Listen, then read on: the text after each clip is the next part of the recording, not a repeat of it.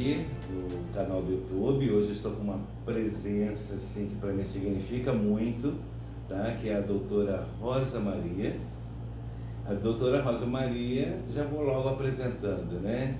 É uma colega já de muitos anos, fizemos juntos o doutorado em Psicologia Social na Argentina e também fizemos juntos o nosso pós-doutorado na Argentina, né? Um pós em Psicologia. Mas muito além das pesquisas e investigações e teorias, nós somos amigos também numa missão.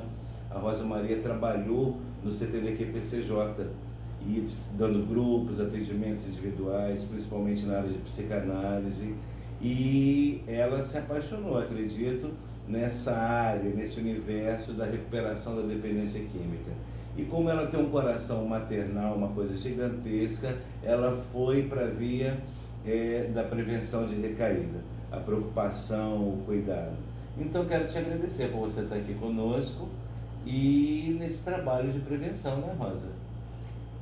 Eu que agradeço de ter a oportunidade de falar um pouco sobre esse trabalho tão importante que é o trabalho da prevenção.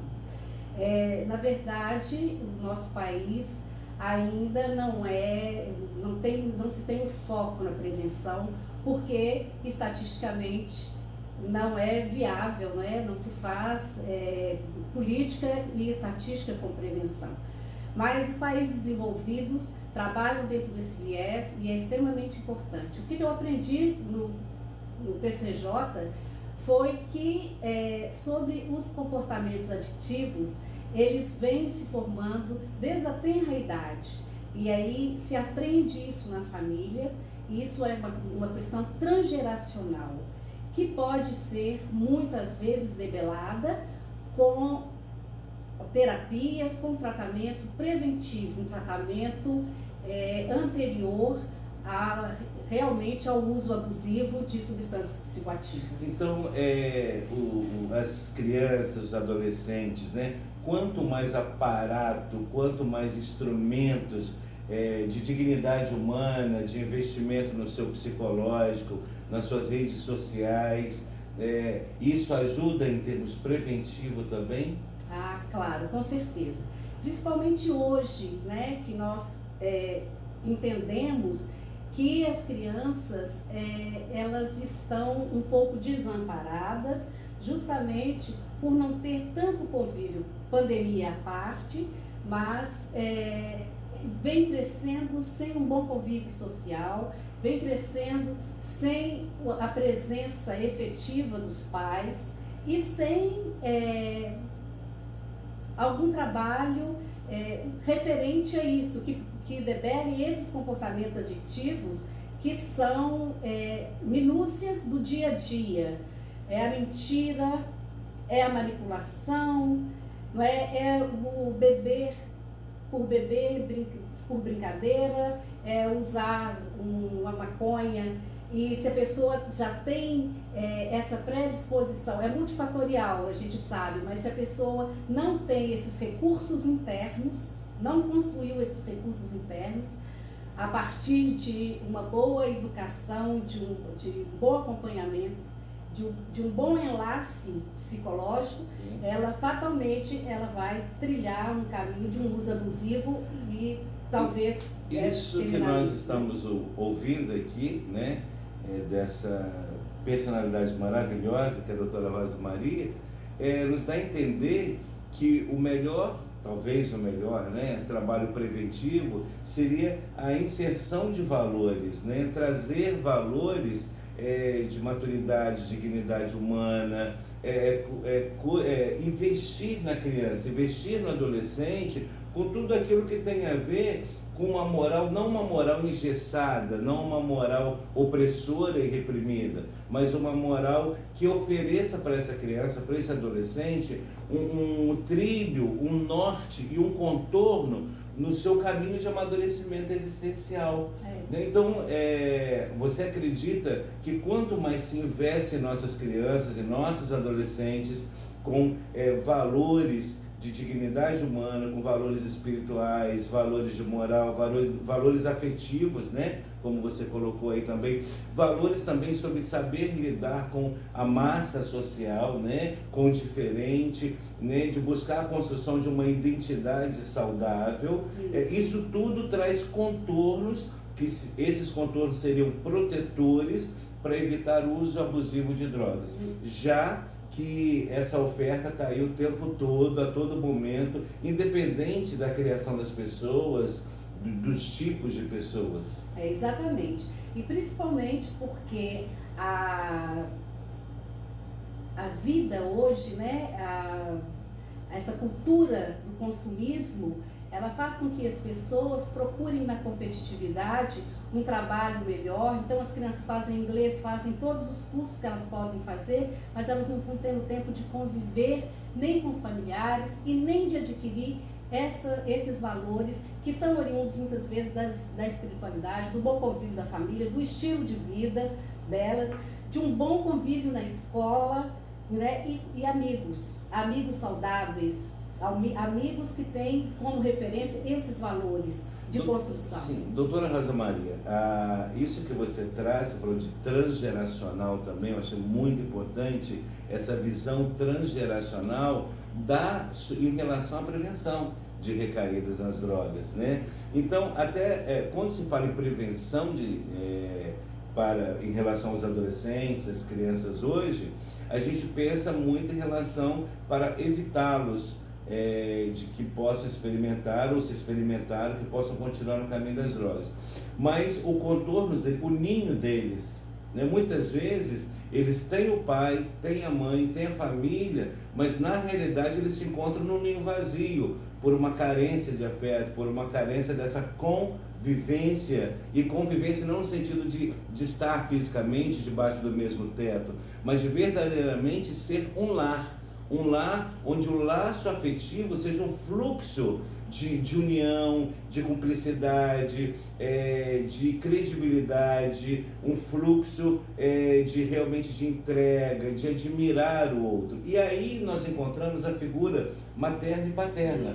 Então eu acredito que nesse trabalho de prevenção de recaídas não, né, de prevenção em relação à criança e o adolescente, a figura do pai e da mãe é fundamental, porque se eles também não tiverem isso que a gente diz que a criança e o adolescente devem ter, seria em vão. Como fazer prevenção com essas crianças? Então parece que o trabalho de prevenção, quando nós geralmente, institucionalmente, pensamos muito logo na criança, mas será que esse trabalho de prevenção para criança e adolescente não deve partir também, não deve se estender também aos pais? De acordo, Silvestre, completamente de acordo.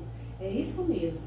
Eu sempre questiono e com alegria, né? E antigamente a gente se via muito, não sei se ainda hoje tem continuidade, cursos de noivos, cursos para casamento, porque é ali que começa a prevenção. Vamos ter filhos? Se eu tenho um hábito de beber sempre, ou de ter bebidas dentro de casa, se eu tiver um filho eu já não posso fazer isso. Verdade. Porque banaliza o uso, e álcool é uma droga. Nós precisamos de saber disso. Exato.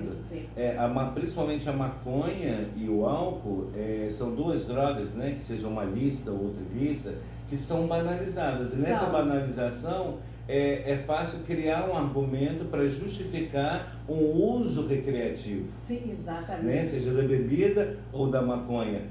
Mas a questão não está simplesmente aí. A questão está no perigo, no risco, em que isso pode acarretar lá na frente. Né? É como se colocar na mão do azar da sorte. Não sabe o que vai acontecer com essa criança, com esse adolescente. Isso. Eu tenho um exemplo que eu fiquei chocada e fiquei alerta para o que acontece, né? É a história de um casal que gostava muito de ter bebidas, porque dá status, né? Bebidas bonitas dentro de casa, e saíam os dois para trabalhar, para ter uma vida confortável. E eles tinham realmente um bar considerável. E os filhos estudavam, e um deles foi fazer um trabalho em casa, e ele simplesmente abriu as bebidas e distribuiu para os coleguinhas. Foram hospitalizados, porque beberam tanto, né? E tipo assim, problemas graves Por quê? Banalização. Tem a bebida lá, todo mundo acha bonito. Todo mundo acha chique, dá um status. E nós temos que pensar que a bebida, ela é um primeiro degrau mesmo. E eu acho interessante quando a doutora Rosa Maria traz isso, porque nos leva a questionar, será que esses pais, eles receberam também uma prevenção sobre como lidar com os filhos para que evitasse que os filhos entrassem num caminho tóxico, né? Desfavorável à vida e por ignorância? Além disso, esses pais ofereceram também para esses filhos que tinham esse bar em casa uma consciência, uma criticidade, isso. Né, de diferenciação, de saber o momento de cada um, com a bebida que é lícita, que é uma coisa legalmente aceitável socialmente, que é comum nas casas das pessoas terem o seu barzinho, e de repente, se essa criança ultrapassou esse limite e ainda levou um grupo de coleguinhas a ultrapassar esse limite com a bebida do pai e da mãe, que era do adulto, né? A gente pode estar questionando, esse limite foi dado antes? Isso. Não foi. Isso. Se não foi dado antes, a conscientização foi dada antes? Não foi. Então, o limite, a conscientização, né, a informação dos pais para os filhos. Os primeiros educadores são os pais, não podem ser os professores da sala de aula, não podem ser os membros da igreja que ajudam lá. Não. Os primeiros devem ser realmente os pais. Então, vocês pais que estão nos assistindo, nos ouvindo, precisam se conscientizar que vocês precisam aprender, né, sobre as drogas, sobre os limites, né, sobre esse problema da banalização, né, se informarem e para poderem vocês serem os primeiros, eu diria, a primeira ponte, né, para poder, os precursores, vamos dizer assim, os precursores, para levar isso para seus filhos. Então, assim, não esperar que lá na igreja, que lá na escola, que um terapeuta sejam eles os responsáveis para levar isso para os seus filhos. Não. E só uma coisa para dizer, porque se essas crianças tivessem consciência, a gente sabe do fato social, quando estão juntos, as pessoas podem ter comportamentos que não teriam separadamente. Mas se uma pessoa tem a consciência, quando ela vê que tem uma coisa ruim acontecendo, ele sabe sair daquela situação. Isso que a doutora está nos falando aqui me faz pensar uma coisa. Vamos pegar ainda o exemplo que eu achei maravilhoso que você nos trouxe aqui, desse casal que tinha um bar dentro de casa, saíram, os filhos deles chegaram, juntou os colegas e se embriagaram. Eles ali na bebida alcoólica, eles experimentaram prazer, euforia, alegria, bem-estar, né? Uma sensação de liberdade, transgressão né? Naquela idade, totalmente naqueles momentos, interagindo. E numa idade que geralmente é a idade da autoafirmação, onde eles precisam dessa autoafirmação para serem inseridos e aceitos no grupo deles, né? Onde eles fazem todo um movimento para ser incluído no grupo. Toda essa alegria, esse prazer, essa euforia, essa satisfação que eles experimentaram na bebida, né? Você, doutora Rosa Maria, que é psicanalista, ela pode falar isso melhor do que eu, né? Será que de repente, inconsciente, não tem a ver com alguma falta desse prazer, dessa satisfação dentro da rede familiar, dentro do ninho da família? Né? De repente, o que faltou, ou o que tem faltado dos pais proporcionarem, né, e oferecerem para os filhos, e que de repente eles descobriram ali nessa situação que a bebida ofereceu para eles, né? E de repente, claro, tudo isso eu estou falando a nível inconsciente, mas não estou falando que isso é um determinante também, né? Não, mas isso pode ser um fator propiciador também para entrar no caminho do alcoolismo, né? Quando a criança e adolescente começa a perceber, experimentar que ali eles estão encontrando algo que está faltando dentro do seu livro. Isso, concordo, isso mesmo. Doutora Rosa Maria, que prazer, que alegria estar aqui, é uma satisfação imensa. Igualmente, é sempre bom poder falar e saber que algumas pessoas estão ouvindo, né?